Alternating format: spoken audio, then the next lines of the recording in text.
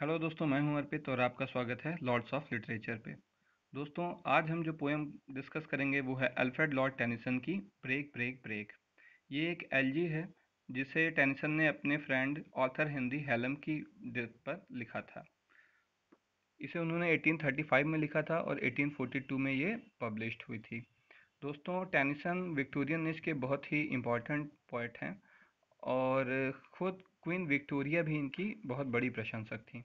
तो आइए चलिए पोएम शुरू करते हैं। Break break break on thy cold grey stones O सी।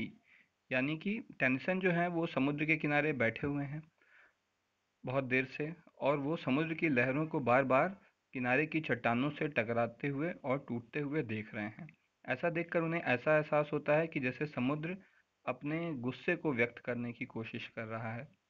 तो वो क्या बोलते हैं कि ब्रेक ब्रेक ब्रेक, यानी ये जो चट्टानें हैं उनसे टकरा रही हैं लहरें बार बार, और जो समुद्र है वो अपनी नाराजगी को, अपने गुस्से को व्यक्त करने की कोशिश कर रहा है।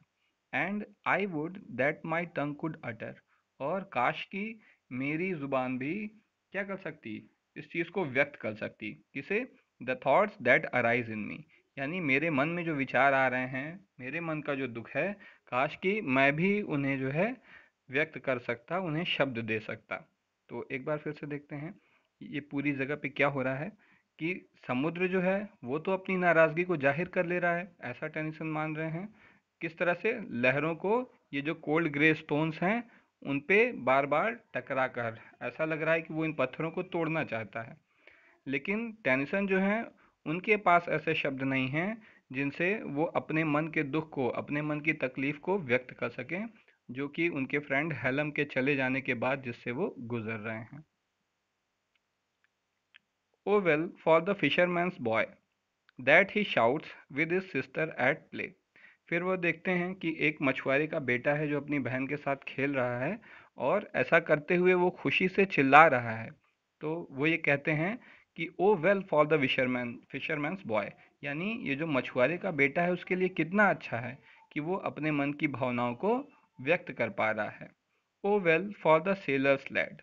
और फिर वो देखते हैं कि एक नवयुवक नाविक है जो क्या कर रहा है, दैट ही सिंग्स, वह गाना गा रहा है, in his boat on the bay, अपनी नाव को समुद्र में तैराते हुए, यानी वो समुद्र में नाव लेके तैर रहा है और खुशी में गीत गा रहा है। तो उसको लगता है कि ये कितना अच्छा है इस सेलर के लिए कि वो भी अपने मन के भावनाओं को व्यक्त कर पा रहा है। तो इस तरह से हम देख सकते हैं कि टेनिसन जो है वो इस बात से बहुत ही ज़्यादा निराश हैं कि समुद्र जो है, जो कि निर्जीव है, और वो अपने मन के भाव को व्यक्त कर सकता है, जबकि जो कवि है वो खुद मनुष्य है, फिर भी अपने भाव को व्यक्त नहीं कर सकता। इसी तरह से ये फिशरमैन जो कि एक छोटा बच्चा है, और ये जो नाविक है, ये सभी अपने मन को व्यक्त कर सकते हैं, लेकिन राइटर को ऐसे शब्द ही नहीं मिल रहे हैं जिनसे वो अपने मन के भावों को, अपने दुख को उजागर कर सके।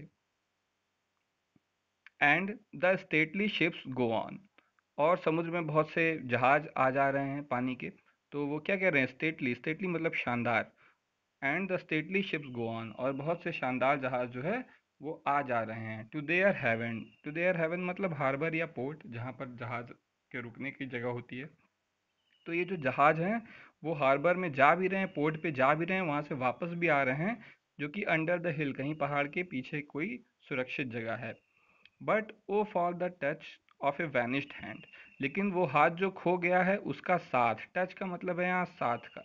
और उनके फ्रेंड, ये अपने फ्रेंड को याद कर रहे हैं कि अब वो तो खो गया है, वो तो नहीं है। तो but o for the touch of a vanished hand, यानी वो हाथ जो खो गया है अब उसका साथ नहीं मिल सकता। And the sound of a voice that is still, और वो एक आवाज़ जो अब शांत हो गई है, वो दोबारा सुनने को नहीं मिलेगी। तो पूरी लाइन को एक बार फिर से समझने की कोशिश करते हैं। यहाँ पर पानी के जहाज़ों को आते और जाते हुए देखकर राइटर को ऐसा लग रहा है कि ये जहाज़ तो जा रहे हैं कहीं और वहाँ से वापस भी आ जा रहे हैं, लेकिन एक बार मनुष्य जब इस दुनिया को छोड़कर चला जाता है, जैसे कि मेरा साथी जो है वो अब इस दुनिया को छोड़ के चला गया है, तो फिर वो वापस कभी नहीं आता। अब मुझे उसका साथ नहीं मिल सकता, और ना ही अब मैं उसकी आवाज़ सुन सकता हूँ जो कि अब शांत हो चुकी है। Break break break at the foot of thy crags O sea. फिर वो समुद्र से क्या कहते हैं कि समुद्र, तुम इसी तरह से जो है अपनी लहरों से इन पत्थरों को तोड़ते रहो, यानी अपनी नाराज़गी को जाहिर करते रहो, अपने गुस्से को खुद को व्यक्त करते रहो, तुम इस कार्य में सफल हो, जबकि मैं ऐसा नहीं कर पा रहा हूँ। But the tender grace of a day that is dead will never come back to me.